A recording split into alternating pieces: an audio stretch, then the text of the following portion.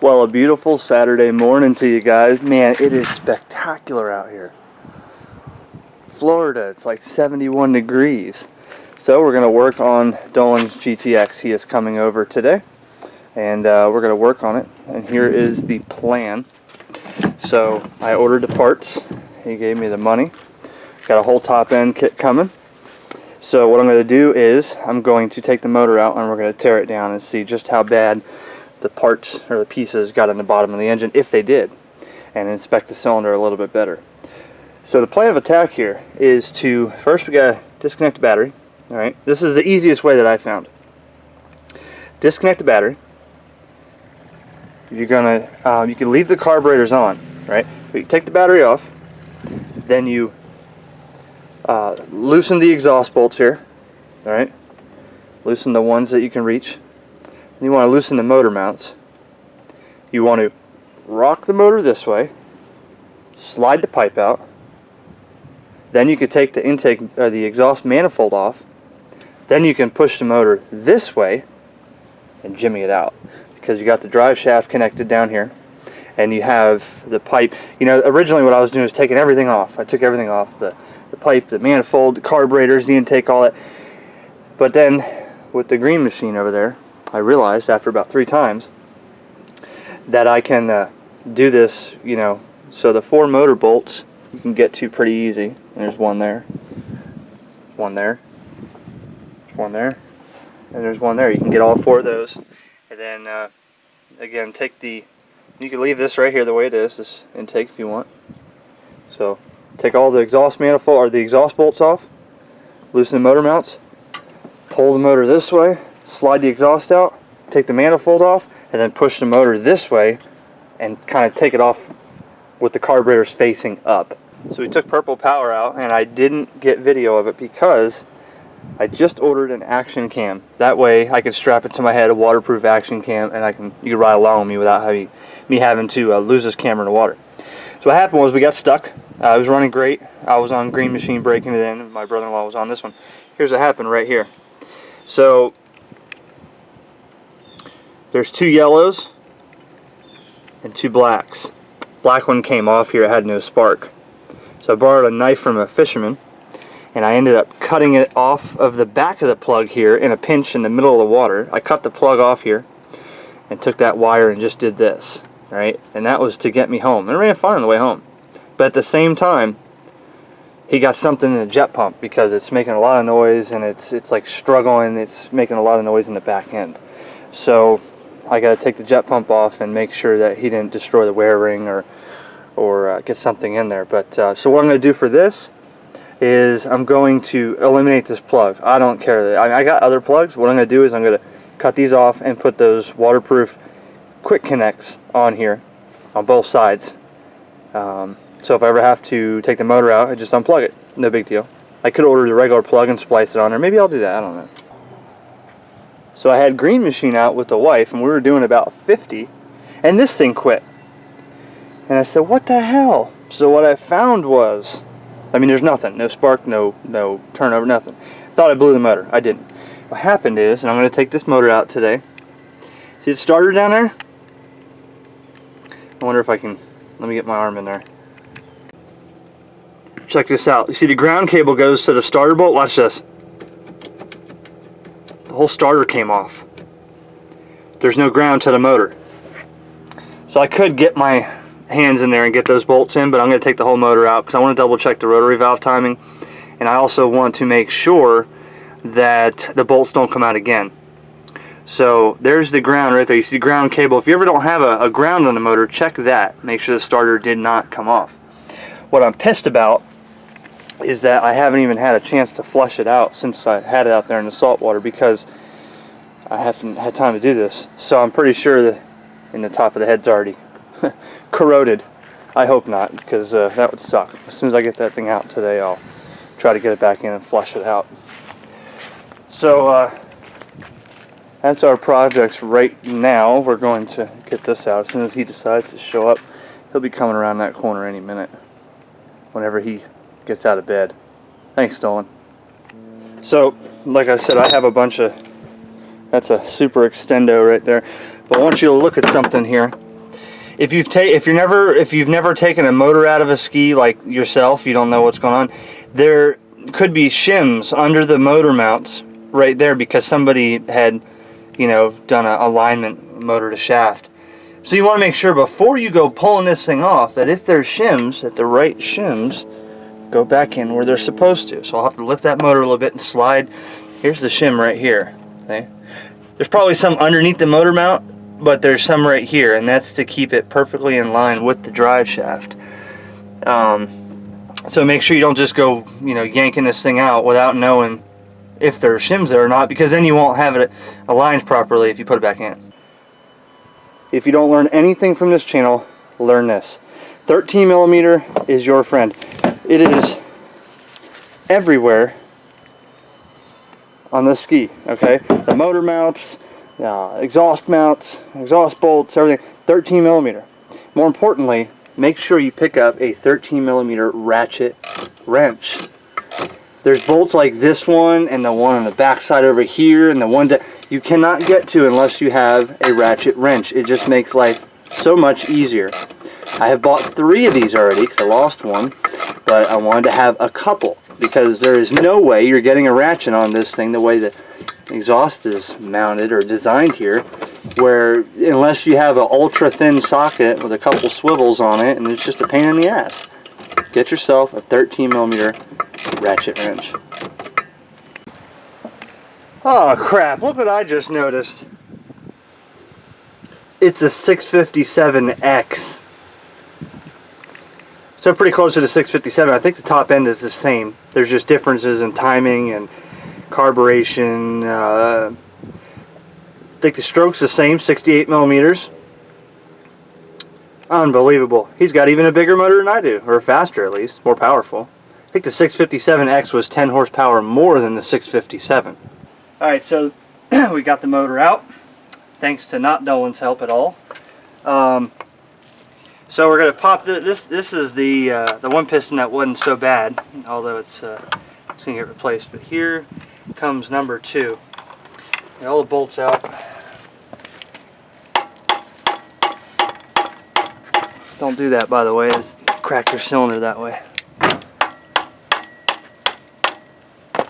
I don't know what's going to be in the bottom of the motor. I already dropped some sand in here.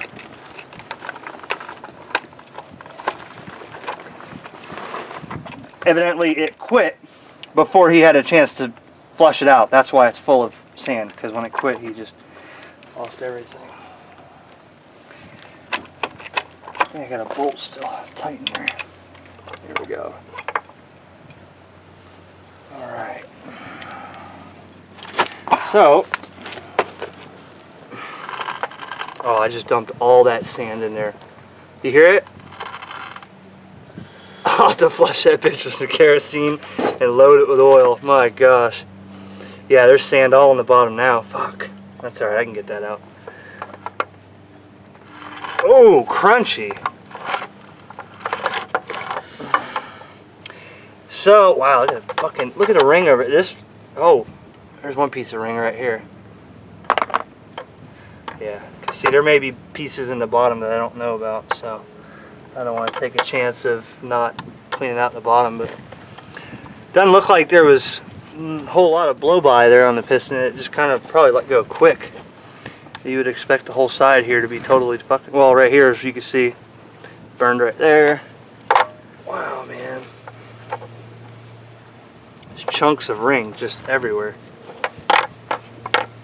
So, alright. What about the inside of the cylinder? Whoa! That's full of sand. See, and there's still crosshatch in there. Can you see right on here? No, on this side and the bottom. Here. It's not totally wiped out. Quick hone, that'll be back in. Yeah, you see it. The only problem is that scratch right there. I should be able to take that out. It's on the top too, so that shouldn't be too bad. That's the only scratch in there from that, so the cylinders are okay. So as I took the motor out, I guess the oil line came off and dumped about 2 quarts of 2-stroke oil in there. On purpose. So Dolan is cleaning it up. It was pretty clean inside here when we got it, cleaner than mine at least. Dolan and Chris. Yeah, Dolan and Chris cleaning it, mopping it up. That's it. Mix it with the water. That's a washer for the exhaust. You used a whole roll of paper towels, Dolan. Yeah, and I'm not done yet. Well, over here, I'm getting the intake off, get the carbs off. And then I can take the bed plate off and clean that off. Start over, take the pistons out, flip it upside down, clean the bottom end out, and go from there. Alright, so I took out this piston. So it has caged bearings in here. This one didn't look, you know, bad. I'm saving the wrist pin just in case I ever need an extra one that I don't have to buy one. The wrist pin's in good shape.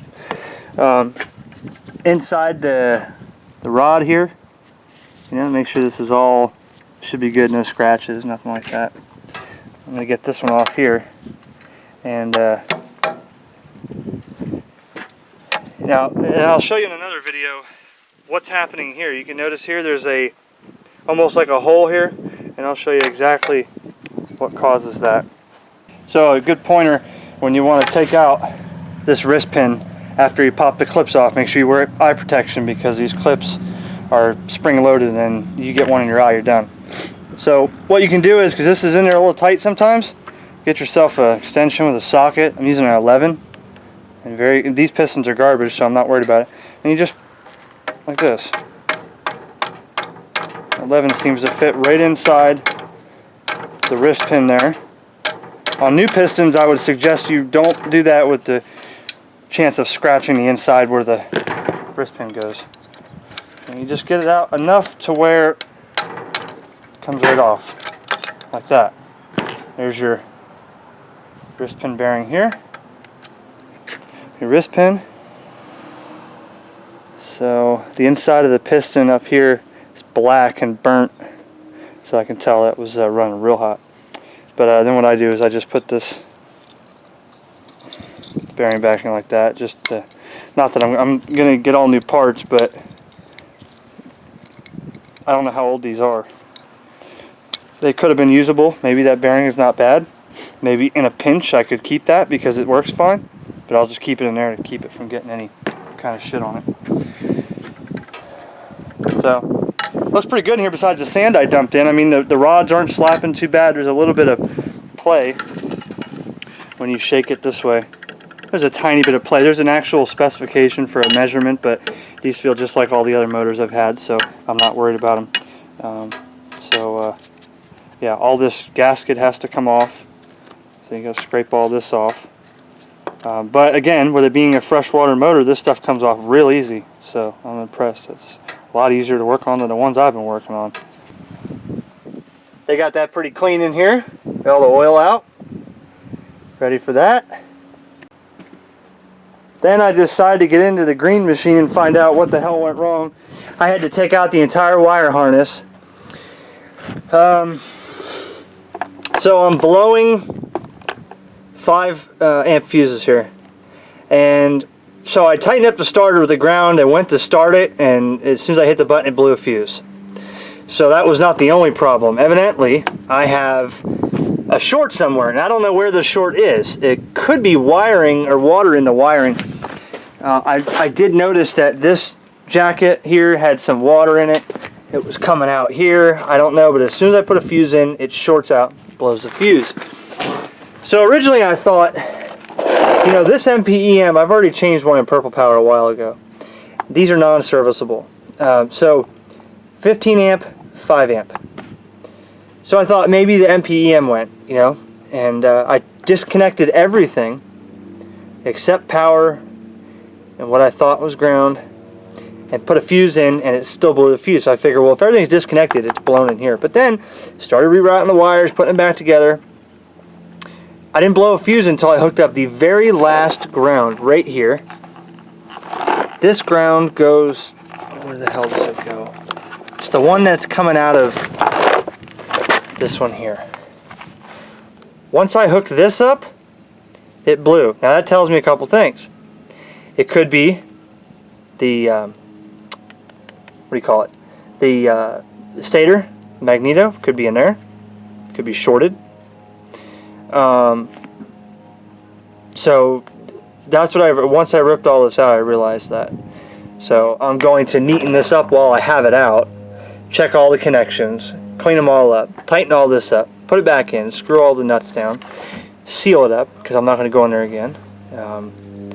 Put a new fuse in, and got to figure out now, I'll have to lift the motor and find out what is wrong with the stator. Oh man, so I've lost my temper today. I've had a couple beers, I've smashed some things, you know, it's just aggravating.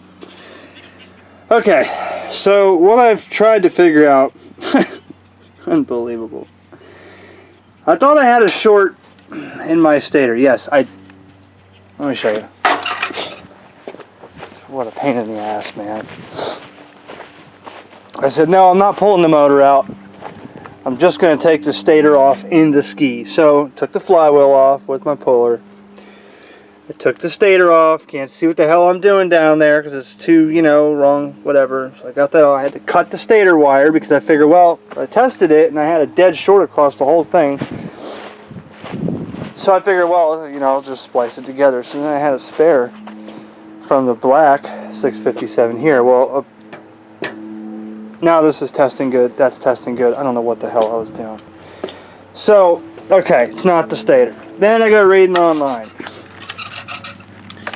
And I find that my MPEM, my little, this computer, MPEM, okay, this what handles your charging circuit, your starting circuit, your gauges, your RPM tachometer if you have one, your rev limiter, stuff like that. You have your ignition coil, your rectifier, you know, AC to DC for charging, your starter solenoid over here, and then you have your MPEM. So there's supposed to be a 15 amp fuse on this side and a 5 amp fuse on this side. And what happens is when I put the 5 amp fuse in, it blows immediately. So I'm thinking, okay, maybe it's this, maybe whatever. So then I start testing and I find out, if you do this test, I'm pretty sure this is set in stone here.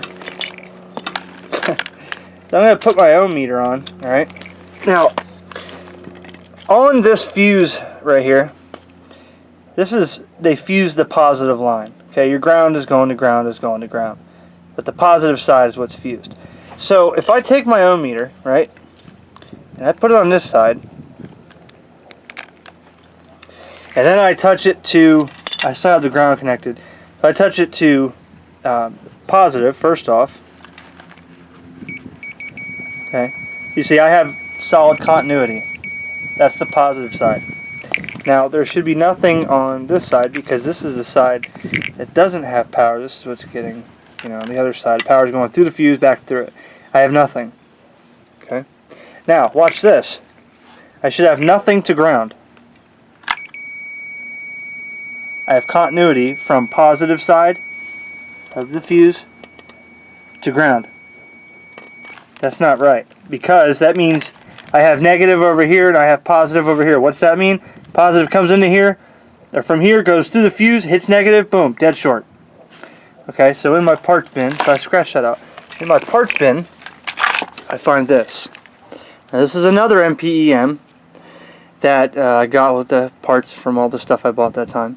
And this is also for a 657. And if you see here, somebody decided to save a buck, and they cut out the epoxy and they changed or fixed the diode that blew, that caused that problem on this one. So people do this online, they save money, and they cut it open, they find the diode, the reverse voltage diode, whatever it is, and they solder a new one in, and it's done. They put the epoxy back in. Now I just went through a whole test procedure online. Through every single one of these, you have to do it disconnected or you'll burn out your meter if you got it on ohms. But this thing tests out okay. So I'm going to throw this in because I'm not sure the condition of it, but I'm going to throw this in. We're going to try it. This is from a 1996, and this is for a 657 when I look up the numbers. So we're going to try this out. I did have to solder on the pigtail. You see the older ones on the starter relay, or starter solenoid, you got your power, and then to the starter, and then you have over here 2 ring terminals for, you know, to activate the starter solenoid. When you push the button, it sends 12 volts to it. Well, this one uses the plug, so I cut the plug off and I soldered it and taped it on here. If this doesn't work, I order a whole new MPEM, but before I do that, I'll go further in testing. So now I'm going to put this in that box. I'm going to put the stator back on, and we're going to see what happens. It's amazing what you can get done on a Saturday here. So I did end up cob jobbing it. I cut the connectors off this one so that they would, and I soldered them on and taped them so they were pretty, you know, tight in here. So I just put the gray box back in. I don't even have the flywheel cover on yet. The gray box is in upside down, but I want to do this with you guys and I want to see what this does. So either it's going to start or the fuses are already blown, one of the two. If it starts, then I could, you know, go from there. I'll put this all together. I had missions today. Alright.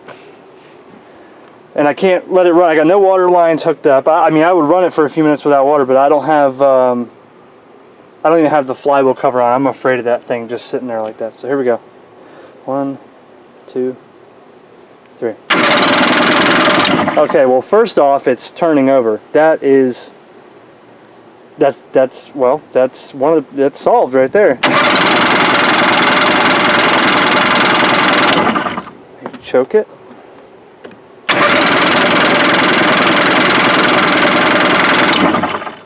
Maybe I don't have fire.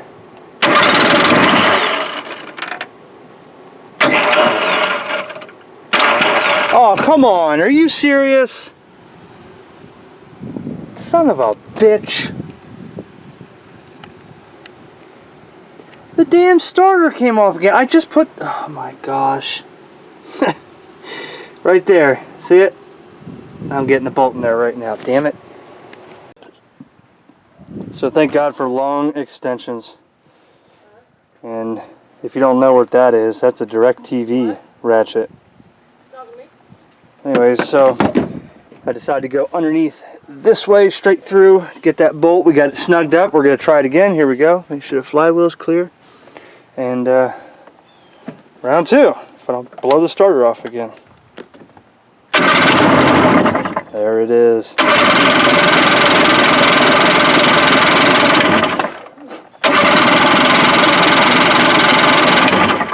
Needs a little choke.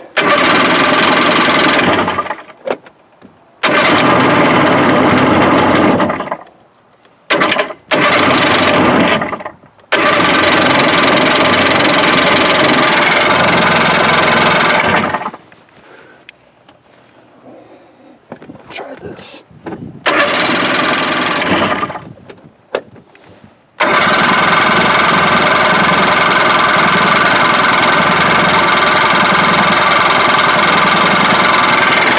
What the hell is going wrong with this thing? Maybe I flooded it.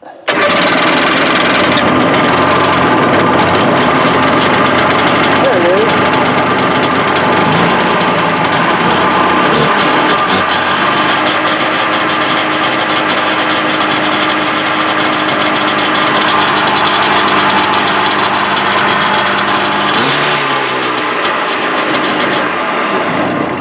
There it is. Green machine has returned. Okay, so Dolan left. He didn't want to play anymore. Got the pistons out. I have my ball hone on my DeWalt.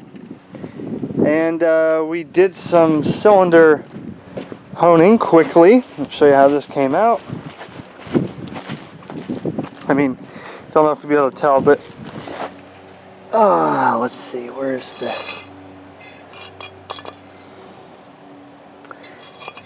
that scratch?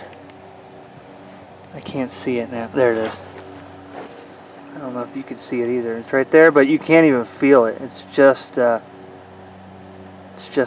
So, I mean, this is they're still 78 millimeters. so I'm not worried about it. Alright, day 2, so getting ready to put the motor back together. And here's my other WSM kit, 650. And again, I think the bearings that come in this are the wrong size based on the size of the wrist pin here. So I do have extra 010-121 bearings that'll fit in there. Okay. Also have my top end gasket set. So let's get putting it together. Okay, so I slapped that one back together in about 2 hours. Got the carbs, they were a little out of sync. Got those in sync. Everything, this is the head that he ordered on eBay for 30 bucks. If you didn't see the other head, it was pretty mangled, pretty bad. So, whole top end is new. Cylinders honed out. Valve timing, everything ready to go. They did get this cleaned out pretty good. A little bit more oil that fell on the bottom here. But we should be able to drop this in the next hour and a half, 2 hours. Drop it in, get it hooked up, and hopefully fired up. I just drained, this thing had over 5 gallons of gas in it. And I don't know how he mixed that or what the condition of the gas was. He said it was new, but I need to break it in real thick, so, you know, with a high ratio. So I drained that out, and that went into those two. So I already had some gas in there, so I mixed it in there because they're already broke in now, so it should be okay.